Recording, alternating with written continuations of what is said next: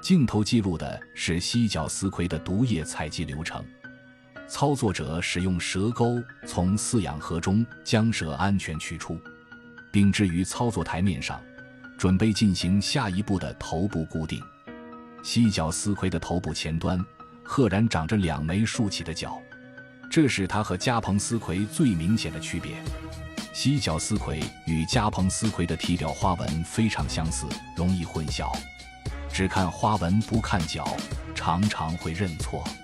操作员用工具牢牢按住犀角丝葵的蛇身和蛇头，徒手抓住枕骨提起，将蛇口对准附有薄膜的采集容器，诱导咬合，蛇猛地一口咬下，淡黄色的毒液瞬间喷射而出，顺着杯壁缓缓流入容器。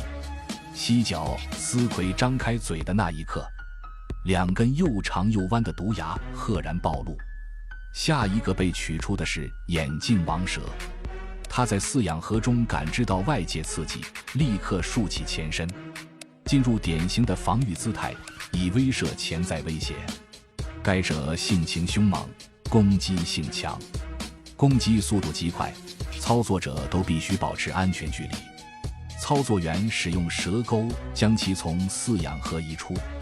眼镜王蛇刚被置于桌面，便立即表现出攻击意图。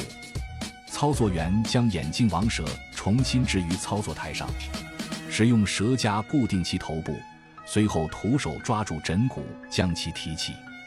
这是毒液采集前的标准控头步骤，可有效防止蛇咬。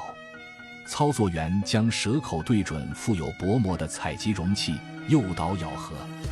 蛇用力咬下，黄绿色的毒液瞬间从毒牙喷射而出，沿着杯壁流入容器底部。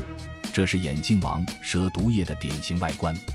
眼镜王蛇的单次排毒量可达200至500毫克干毒，一次咬合还挤不干净。操作员没有松手，再次将蛇口对准容器，毒液终于排空了。